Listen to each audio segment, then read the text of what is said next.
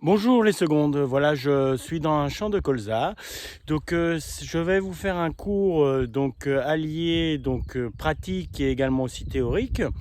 Donc je suis dans un champ de colza et au premier abord vous voyez un champ qui commence à fleurir, qui est déjà la fertilisation a eu lieu sur cette parcelle.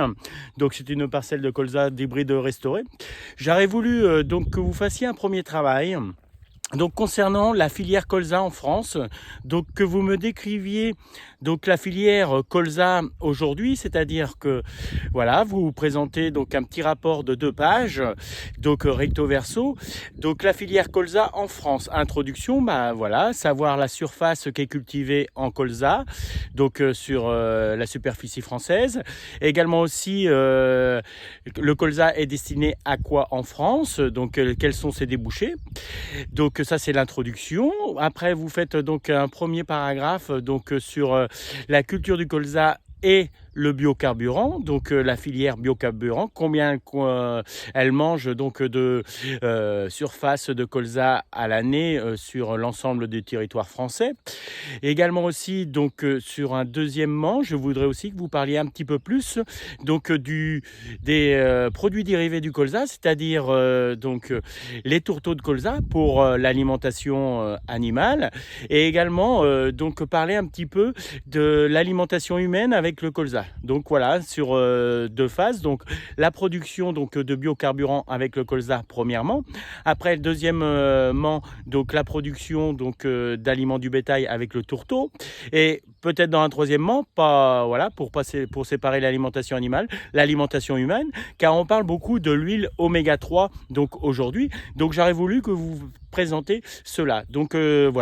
Sur une page recto verso avec des illustrations. Donc vous voyez, vous pouvez mettre une photo par exemple de colza qui sont en train de fleurir. Voilà, aujourd'hui on est dans un stade début floraison où là l'agriculteur ne va plus apporter d'insecticides, parce que je vois également aussi là des milligètes. Aujourd'hui les milligètes sont des auxiliaires pour la plante, qui vont améliorer la fécondation des boutons floraux, et également aussi des fleurs de colza pour avoir un meilleur rendement. Voilà, donc ça c'est le premier travail que je vous demande. Donc dans cette surface voilà de colza, l'agriculteur a en tout semé pratiquement 30 hectares à peu près de colza cette année. Il espère ils sont tous à peu près équivalents. Donc bon potentiel aujourd'hui, si vous pouvez le voir, c'est une parcelle qui est quand même relativement assez grande, qui a été semée début août avec en semis monograine, donc réussite de semis importante.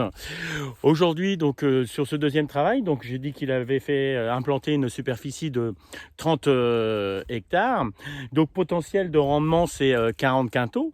Donc je voudrais que vous calculiez la quantité que l'agriculteur espère récolter sur les 30 hectares en tonnes, premièrement. Et également, je voudrais aussi que vous calculiez la capacité de stockage de l'agriculteur pour pouvoir stocker ces colza. Il envisage au mois de mars, fin mars, début avril, d'investir dans une cellule d'une capacité de 300 tonnes. Donc je voudrais savoir s'il en aurait assez ou pas. Également aussi une cellule qui avoisine pratiquement 8 mètres de circonférence, c'est-à-dire il a un périmètre de 8 mètres. Donc je voudrais savoir la hauteur de la cellule, si elle peut passer au niveau de son hangar. Et j'aurais voulu avoir la hauteur nécessaire pour pouvoir stocker tout son colza, en sachant que la cellule fait 8 mètres de diamètre. Donc vous allez d'abord calculer la totalité de la quantité de colza qu'il va récolter cette année.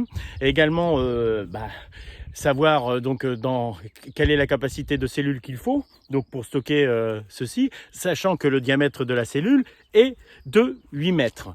Voilà, je voudrais déterminer la hauteur de la cellule. Donc c'est pas dur, vous prenez savoir la formule, comment calculer un volume au niveau d'un cylindre. Voilà, ni plus ni moins. Et également aussi savoir, donc, bon, pour le PMG, je vais vous dire, le PMG d'un colza, on va grosso modo donner 61, 62, il sera déjà lourd. C'est des beaux colzas. Bon, vous voyez quand même que dans les passages de traitement, il y a un petit peu d'eau qui, voilà, aujourd'hui on est en période donc, voilà, de fenêtre agronomique impeccable, mais bon, il faut attendre quand même que les terres ressuient.